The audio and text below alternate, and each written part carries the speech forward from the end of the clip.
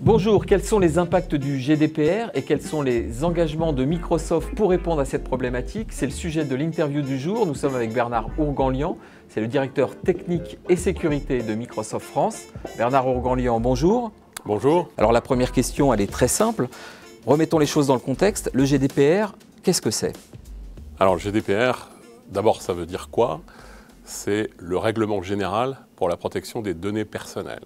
Donc c'est un règlement qui a été voté au niveau européen, qui va remplacer une ancienne directive qui date de 1995. Et l'objectif de ce règlement, c'est de s'imposer à l'ensemble des États membres de l'Union, de telle façon qu'il y ait la même règle qui s'impose à tous. Donc le gros avantage par rapport à la situation d'avant, c'est qu'on aura la garantie que la loi soit la même partout dans l'ensemble des États de l'Union. Donc l'objectif de cette loi, quand elle sera effectivement rentrée dans les mœurs, c'est-à-dire le 25 mai de l'année prochaine, c'est qu'elle puisse donner davantage de droits à l'ensemble de nos concitoyens pour ce qui concerne la protection de leurs données et ce que potentiellement on peut faire avec. Alors deuxième question, Bernard Ourganlian, qu'est-ce que ça implique le GDPR sur le traitement personnel des données? Alors les impacts sont significatifs. À la fois parce qu'on passe d'une logique qui était une logique de déclaration préalable au traitement de ces données à une logique qui est une logique d'auto-évaluation qui fait que, au lieu d'avoir à faire ce qu'on appelait avant une déclaration à la CNIL, qui était effectivement ce qu'on faisait en France habituellement, là on va avoir à tenir ce qu'on appelle un registre des traitements. Et donc ce registre des traitements, c'est l'endroit où on va documenter traitement par traitement quelles sont les données qui sont effectivement des données relevant de la vie privée, que l'on va vouloir traiter. On va déclarer sur chaque traitement qui est le responsable de traitement. Et à la fin, ça va permettre potentiellement à un organisme, en l'occurrence la CNIL pour ce qui concerne la France, de pouvoir contrôler sur la base de ce registre si effectivement les choses se passent ainsi que déclarées. Alors Bernard Ourganlian, qui prend en charge ces projets GDPR au sein de l'entreprise? Alors je pense qu'il est d'abord important de faire le distinguo entre le responsable de traitement et le sous-traitant. Donc le responsable de traitement, normalement il est dans l'entreprise qui va déléguer à un sous-traitant potentiel, particulièrement dans le cas du cloud, la responsabilité de traiter selon ses instructions des informations. Donc le GDPR consacre une certaine forme de co-responsabilité entre responsable de traitement et sous-traitant. Ceci étant, quand on lit plus récemment les guides de mise en œuvre qui ont été publiés par le groupe de l'article 29, on se rend compte que la responsabilité principale incombe quand même au responsable de traitement, comme entre guillemets son nom semble l'indiquer. Ceci étant, quand on regarde dans les entreprises, quand il s'agit effectivement de mettre en œuvre une politique de conformité au GDPR, il y a la nécessité, à mon sens, de manière tout à fait évidente, d'impliquer la direction générale. On ne peut pas considérer qu'un projet GDPR ou un programme GDPR, si on veut lui donner un nom englobant toute l'entreprise, ne soit confié qu'à une direction informatique ou une direction de la sécurité des systèmes d'information. Le projet est trop vaste, impose une refonte générale de la gouvernance des données. Il y a aussi quand même des risques légaux qui sont pris par les entreprises. On peut avoir potentiellement à la fois des amendes et puis on peut avoir aussi, ça relève du pénal, donc on peut avoir effectivement un certain nombre de sanctions qui sont graves et qui ne permettent donc pas uniquement à un service dans un coin de se poser toutes les questions en sachant que de toute façon les données que l'on traite sont les données métiers, donc il faut aussi impliquer les métiers et seuls finalement les métiers ont une véritable connaissance du caractère sensible de ces données. Donc en fait c'est vraiment un projet d'entreprise. Donc c'est vrai qu'on a beaucoup insisté quand on a parlé de GDPR du fait qu'il fallait nommer un délégué à la protection des données personnelles. Dans la réalité, il ne faut surtout pas penser que cette personne est la personne en charge de tout. C'est une personne dont le rôle est tout à fait clé, qui d'ailleurs n'est pas obligatoire dans tous les cas, mais qui l'est à tout le moins pour le secteur public et pour les entreprises qui font des collectes de données massives, on va dire, pour donner les cas principaux où il faut effectivement créer ce poste et avoir une personne en charge. Cette personne ne peut pas, elle toute seule, assumer la totalité de la charge. Donc c'est bien d'un projet d'entreprise qu'il s'agit. Bernard Ourganlian, quelle est la méthodologie recommandée par Microsoft pour déployer le GDPR et rester conforme à ce GDPR ?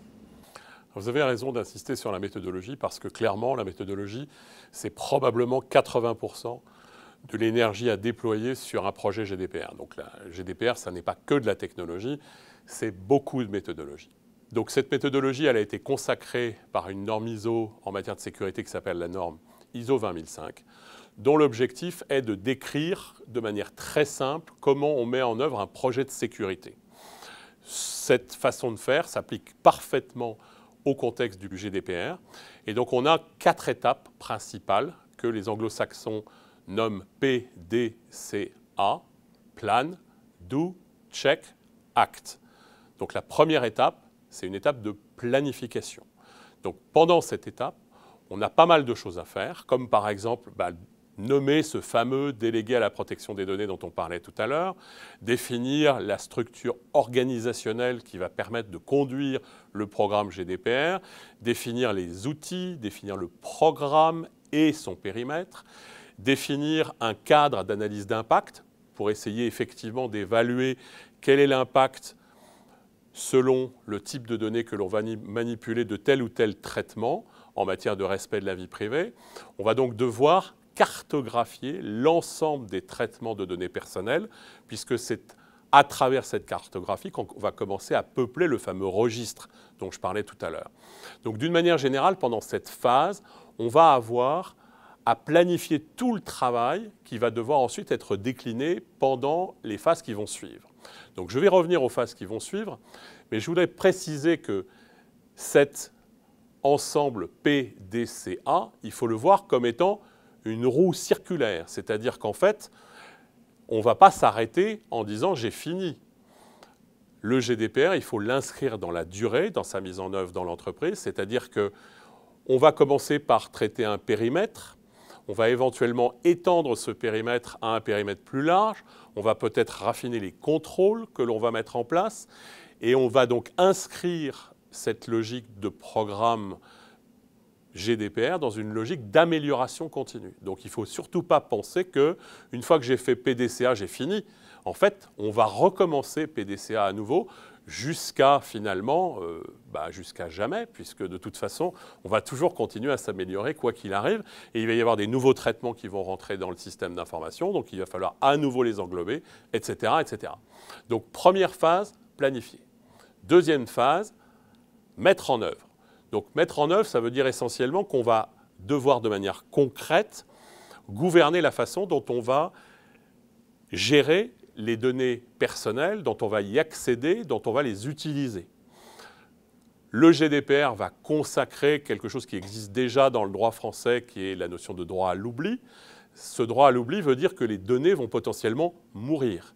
Donc en fait, il y a le moment où les applications créent les données, on va les faire vivre, elles vont vivre au fur et à mesure des traitements, et à la fin, potentiellement, les données vont devoir être retirées de la circulation, si j'ose dire, et donc on va devoir les faire mourir. Donc pendant la phase de mise en œuvre, on va devoir regarder toutes ces phases, tout le cycle de vie des données, et donc ce que conseille d'ailleurs le règlement lui-même, c'est de classifier les données personnelles. Il y a une grosse insistance sur ce point parce que finalement, c'est à travers cette classification qu'on va avoir à la fois à déterminer quel est le niveau de sécurité qui va s'appliquer potentiellement à ces données, mais aussi, c'est aussi à travers cette façon que l'on va déterminer si certains traitements nécessitent un soin plus particulier au sein de la façon dont on met en œuvre le GDPR. On doit bien sûr mettre en place, puisque c'est une exigence du règlement, un processus de notification de violation des données personnelles. Si pour une raison ou pour une autre, les données ont disparu, qu'elles ont été égarées ou volées par un attaquant, il faut notifier les possesseurs, les propriétaires de ces données personnelles. C'est une obligation qui est faite de par le règlement.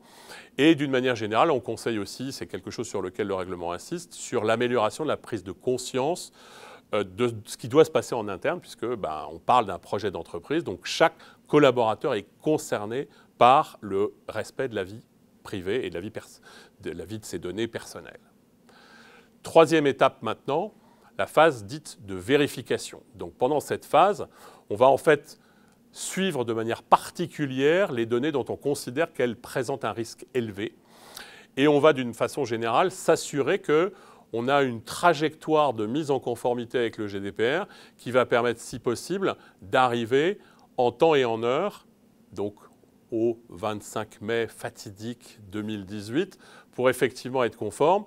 Et il ne faut pas oublier qu'on va maintenir ce fameux registre des traitements. À tout instant, il est possible pour l'administration de tutelle de vérifier qu'effectivement ce registre est correctement tenu à jour. Et donc, en fait, il faut s'assurer que toute la documentation qui pourrait potentiellement être requise par l'organisme en question soit bien disponible. Et donc, en fait, ce n'est pas juste le fait d'avoir le registre, mais il faut aussi que toute la documentation sous-jacente concernant les traitements de données personnelles soit effectivement correctement documentée et que la base de données de ces traitements soit à jour en permanence. Donc, c'est la troisième phase de vérification. Et la dernière, si j'ose dire, puisqu'on va de toute façon reboucler, c'est une phase dite d'ajustement. Et donc, dans cette phase d'ajustement, on va soit faire évoluer le périmètre si c'est nécessaire, soit faire évoluer les points de contrôle, soit renforcer un certain nombre d'éléments pour être capable éventuellement d'étendre le périmètre à un ensemble plus large de l'ensemble des traitements du système d'information ou potentiellement essayer de commencer à changer la façon dont on gouverne les données, en particulier par rapport au fait que quand de nouveaux traitements rentrent dans le système d'information, on parle beaucoup de privacy by design, cette idée que quand on conçoit une nouvelle application, elle doit être respectueuse dès sa conception du respect de la vie privée. Et donc, du coup, il y a un certain nombre de nouvelles normes de programmation qui devront être imposées à l'ensemble des développeurs dans l'entreprise. Donc voilà, 4 étapes, mais en considérant que ces étapes sont inscrites dans un cercle continu. Et si vous voulez en savoir davantage, vous avez un magnifique guide qui est disponible en téléchargement depuis microsoft.com/GDPR. Et donc, si vous avez envie d'en consulter le contenu, toute la méthodologie qui ne parle absolument pas de technologie est documentée dans ce guide. Dernière question, Bernard Rougon-Lyon. Quels sont les engagements pris par Microsoft sur le GDPR ? Alors, juste avant votre réponse, je vous propose qu'on regarde une petite vidéo de Satya Nadella, qui est le CEO de Microsoft, et on vous écoute juste après. Our mission to empower every person and organization on the planet to achieve more. Trust is at the core of this. And we're taking a principled approach with strong commitments to make sure that our customers can trust digital technology they use. When it comes to privacy, we will ensure your data is private and is under your control. When it comes to compliance, we will manage your data in accordance with the law of the land. We will be transparent about the collection and the uses of data and ensure that all your data is secure. These are the 4 strong commitments that we will make in everything that we do. Donc, bien évidemment, Microsoft se doit de respecter la loi. Donc, on a déjà pris des engagements dans l'ensemble de nos contrats. Donc, nos clauses contractuelles depuis le 1er septembre ont été modifiées de telle façon qu'on reproduise l'ensemble des engagements nécessaires pour être conforme au GDPR.